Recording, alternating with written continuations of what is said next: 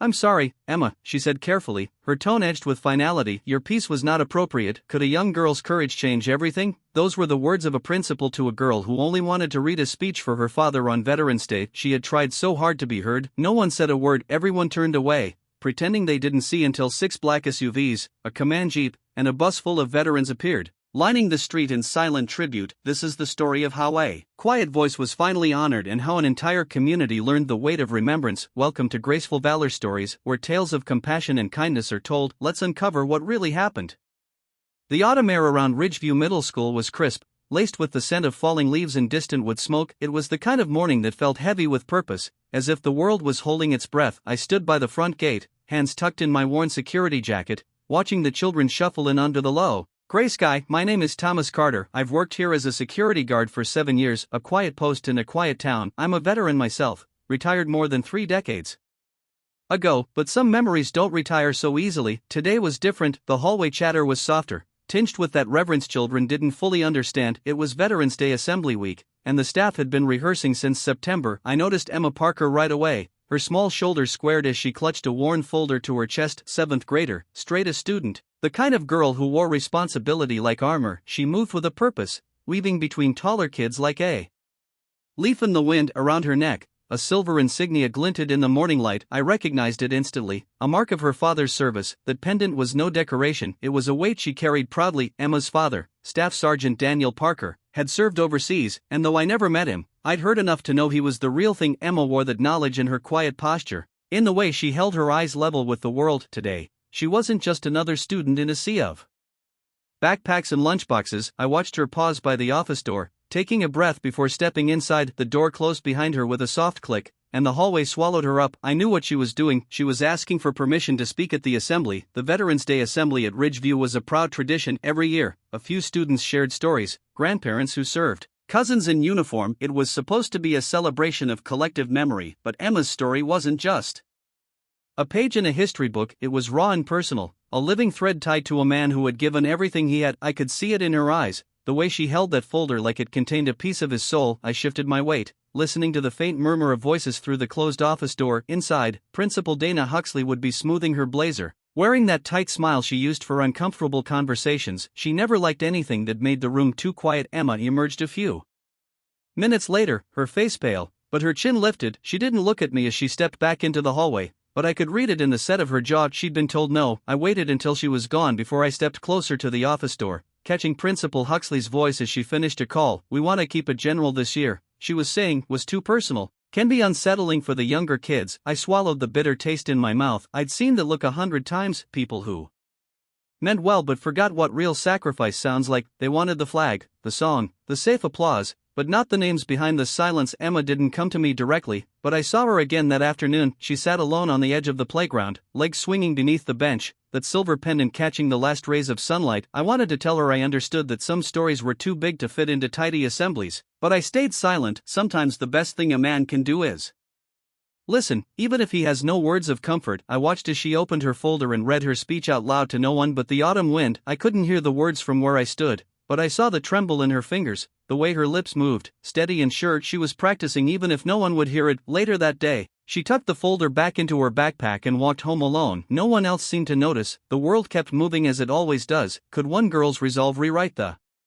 rules? The next morning, the intercom crackled with announcements about final rehearsal times. I watched Emma slip into the office again, her face calm, but her eyes bright with hope. She didn't say much. Emma wasn't the kind of kid who wasted words, but Principal Huxley had already decided. I caught the end of their exchange as Emma stepped out, her shoulders a little straighter, her lips pressed tight. "Thank you for understanding," the principal said in that voice of practiced sympathy. I met Emma's gaze as she passed me in the hall. She gave me a small nod, polite, determined, and in that moment, I knew she wasn't giving up. She was going to find a way to keep her promise, to read those words for her father, even if no one else wanted to hear them, because some promises are bigger than permission. I've spent my life guarding doors, watching people walk past without noticing the man in the uniform, but I see the weight in Emma's small hands, the quiet fury in the way she stands. And so I keep watch because I know what it's like to feel invisible, To be told your story doesn't fit the script. I know how it feels to stand in the back of a crowded room and wonder if anyone will ever see you. Emma Parker wasn't going to be forgotten, not while I was still breathing, not while there was breath in my lungs and a memory of what real service meant. So I waited, I watched, and I kept her father's memory alive in the only way I knew how, by standing ready in case she ever needed me in that small moment, just a hallway, a girl with a folder, a man in a security jacket. I felt something shift like the first ripple of a stone dropped in still water, and I knew this wasn't the end, it was the beginning. That afternoon, after the last bell rang and the hallways emptied, I saw Emma slip out of the side door. She moved quickly, head down, clutching that silver pendant in her fist like a lifeline. I knew where she was going. Even if no one else did, I waited a moment, then followed from a distance, careful not to intrude. The sky was the color of pewter, clouds hanging low and heavy with unspoken prayers. Emma walked with a quiet determination that made her look older than her years. She crossed the field behind the school, her boots scuffing against fallen leaves and brittle twigs. Beyond the fence line, the old cemetery rose up from the earth, rows of headstones tilting like tired soldiers. I had been there many times myself, visiting names I carried with me in the back of my mind.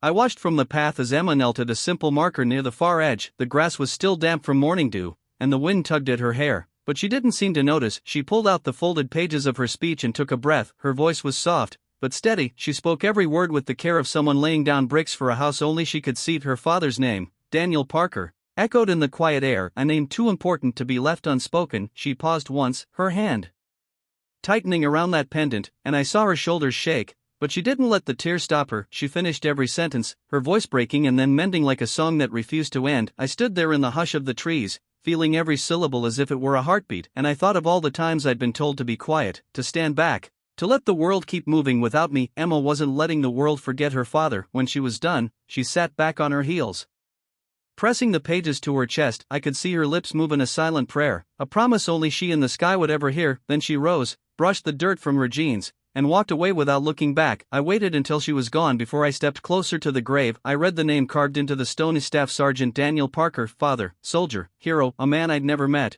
but who I felt I understood in that moment. That night, I sat at my kitchen table long after the house had gone quiet. The old phone sat on the counter, the numbers worn from years of calls that mattered. I knew what I had to do. I dialed the number I hadn't used in almost a decade. It rang twice, then a familiar voice answered, gruff but warm, the way men who'd seen too much learned to speak. I told him about Emma, about her speech, about the way the world had turned away from her. He listened in silence, then said three words that made my heart feel steadier than it had in years: "We'll be there." And I knew they would. It the next day passed like any other. On the surface, students filed in and out, teachers shuffled papers, the world pretending it hadn't heard Emma's quiet defiance, but underneath something was shifting. I spent the day near the front gate, pretending to read the paper, though my eyes never really focused on the words. I watched for the signs, the small, deliberate movements that said this day would not end like the others, and just after dusk, they came. The first was a black SUV, its windows tinted, engine idling low like a catspur. It rolled up to the curb, then stopped, engine still but alive. The doors stayed closed,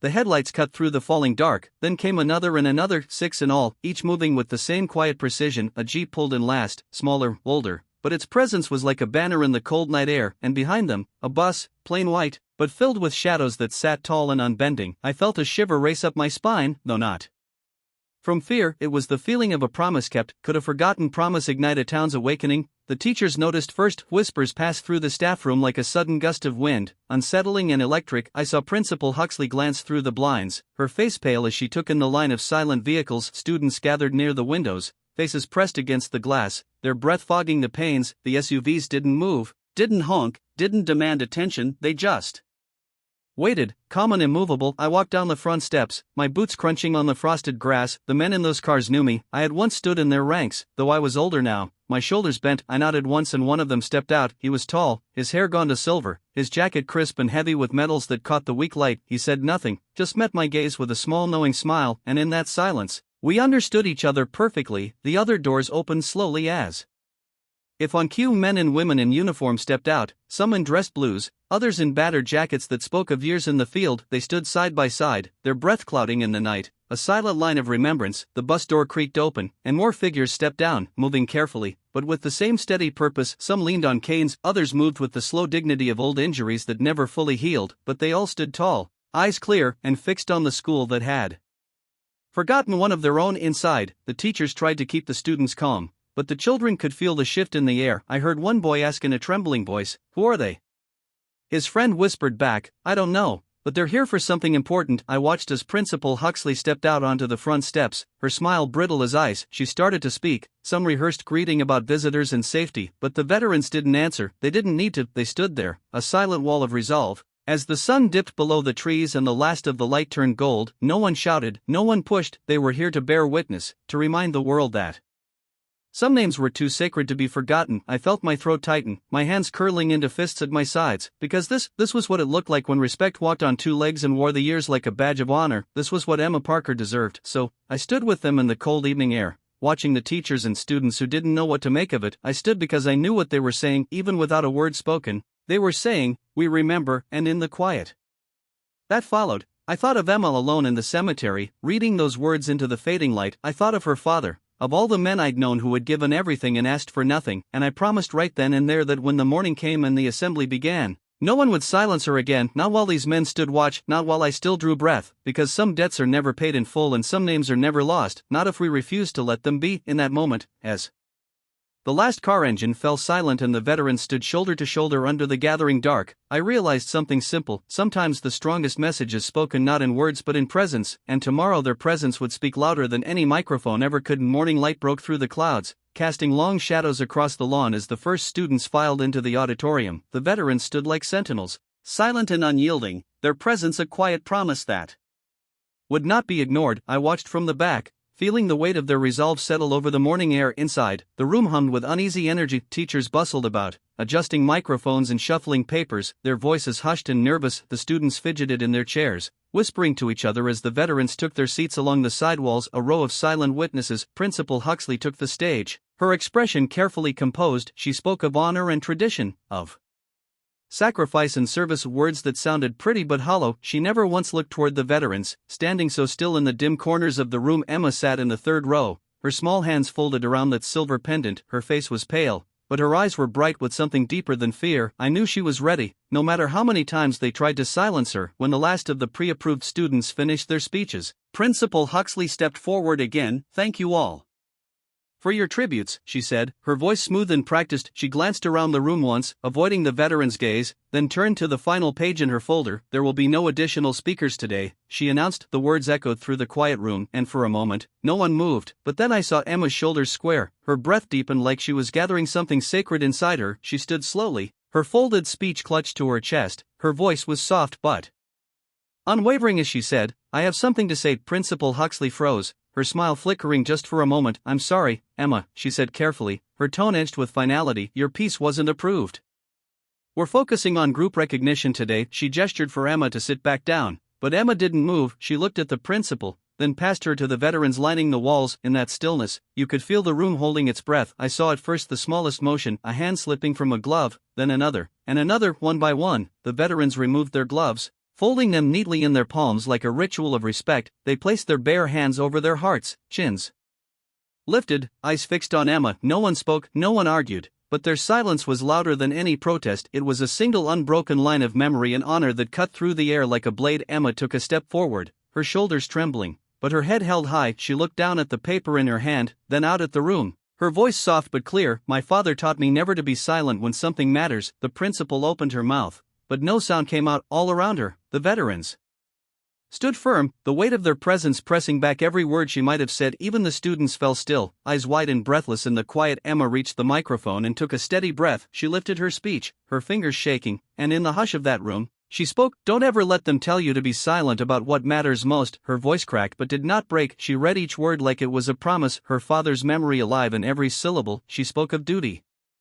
of sacrifice, of a man who had given everything for people he would never meet. As she read, the veterans lifted their hands in a slow, silent salute. It was a gesture of such quiet dignity that it pulled the air from the room. No one dared to speak or shift in their seats. There was only that unbroken line of hands to foreheads and the unwavering strength in Emma's voice. The principal stood rigid beside the stage, her face pale as paper. She tried once more to step forward, but the nearest veteran moved a single pace closer, his boots echoing in the hush. He said nothing. He didn't have to. Emma finished her final line and let the paper fall to her side. She looked up, meeting the eyes of the veterans, her own bright with tears, but resolute. I spoke for him, she said simply, because he can't. The veterans held their salute a moment longer, then lowered their hands as one. They did not clap, they did not cheer, they simply stood there, Heads bowed in a final gesture of reverence, the silence was complete, the kind that wraps around you and refuses to let go. Even the children felt it, their small faces solemn as they watched. I saw the principal's shoulders slump as she stepped back, words lost in the weight of that moment. She knew, everyone knew, that this day belonged to Emma now. Not anymore. Emma stepped down from the stage, her head held high, that silver pendant gleaming against her shirt. The veterans parted to let her pass, each nodding once as she moved through their silent ranks. She did not look back as she reached the end of the row. An older veteran, his hair white as snow, his uniform worn with years, reached out a hand. She placed her small hand in his, and he squeezed it gently, his eyes bright with something that didn't need words. Then he released her, and she walked on, her steps light, her heart unburdened. I stood there watching it all, feeling the years roll back in that single perfect instant, because in that auditorium, under those bright lights and quiet breath, Emma Parker became more than a daughter. She became a voice for every name carved in cold stone, a promise that no one would be forgotten. And in the end, that was all any of us had ever wanted, to know that when the world turned away, someone would stand up and remember, someone would say, "I see you. I honor you.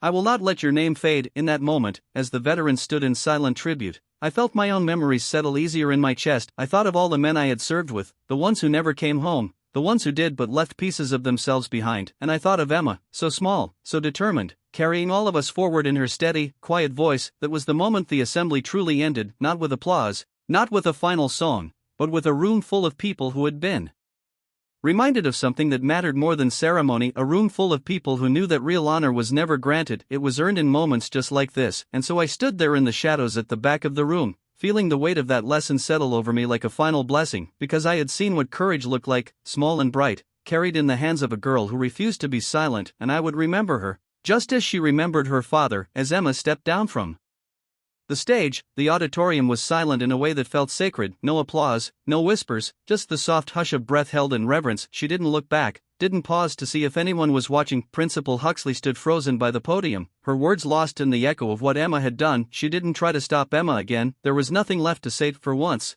the power of authority was no match for the quiet dignity of a child's promise kept. I watched as Emma returned to her seat, her shoulders set with a strength far older than her years, the silver pendant around her neck glinted in the soft light, a quiet testament to the man she honored. She didn't smile, didn't cry, she just sat calm and steady. Then from the shadows of the side aisles, the veterans began to move one by one. They stepped forward, their boots muffled against the auditorium floor. Each carried something small in their hands, tokens of memory, pieces of their own long journeys. The first man placed a pair of dog tags at the foot of the stage. He didn't speak, didn't linger, just a small nod before he turned back to join the line. Next came a woman with hair the color of steel, laying down a tattered patch from an old uniform. A third placed a folded letter, edges yellowed and soft with time. Each offering was quiet, but it carried the weight of a lifetime. They laid them down like a prayer, like a promise that would never be broken. I felt my throat tighten as I watched them, these men and women, some stooped with age, some still young, stood in silent honor. They weren't just paying tribute to Emma's father, they were laying pieces of themselves beside his name. When the last veteran stepped back, the stage was no longer just a platform, it had become a shrine built from the quiet faith of those who understood sacrifice. The room felt different now, more than a school, more than an assembly. Emma sat very still, her hands folded in her lap. She didn't reach for the tokens, didn't try to claim them. She knew they weren't hers to hold, they were gifts for her father and for the memory she had fought to protect. I stood at the back, my eyes damp with the weight of what I'd seen for years. I had guarded these halls, watching children grow and move on, their lives unfolding like new pages. But in that moment, I realized Emma Parker had given us all something none of us could ever repay. When the assembly ended, there was no official dismissal, no polite announcement. The students rose in silence, slipping out into the bright morning air like leaves drifting on a river. The teachers moved slowly, their faces thoughtful, as if the weight of what had happened was just beginning to settle. I walked to the front of the room as the last of them filed out. Emma was still there, gathering her papers, her movements slow and careful. I wanted to speak to her, to tell her what it meant to all of us. Before I could, one of the veterans stepped forward, an older man with a deep scar along his jaw. He knelt beside Emma and spoke softly, his voice low and sure. "Your father was one of us," he said, "and today, you made sure none of us will ever forget." Emma nodded, her eyes bright with unshed tears. She didn't say thank you. She didn't need to. The man touched her shoulder once, then stood and turned away. As the veterans began to leave, I noticed one final gesture that would stay with me forever. Each of them paused at the small table by the exit where the school had displayed a framed photo of Staff Sergeant Daniel Parker. They laid a hand on the frame just a moment, just enough to say, "We see you." When the last of them had gone, I stood alone in the quiet room. The tokens remained at the foot of the stage, a quiet testament to the lives they represented. I knew no one would dare move them, not today. Outside, the autumn air was bright and cold. I saw Emma walk down the path alone, her backpack slung over one shoulder, that silver pendant catching the sun. She didn't hurry, she didn't look back. I followed at a distance, letting her have that moment to herself. When she reached the small memorial wall at the edge of the school grounds, she paused. There, under her father's name, lay a single bouquet of white chrysanthemums. Pinned to it was a small card handwritten in blocky script. "We remember him as we remember our own." Emma read it carefully, her fingers brushing the petals, and then she smiled, small and quiet, but real. I stood there hidden by the tall hedges and let the moment settle, because I knew what it meant. I knew what she had done. She hadn't asked for recognition, she hadn't demanded respect, she had simply stood up,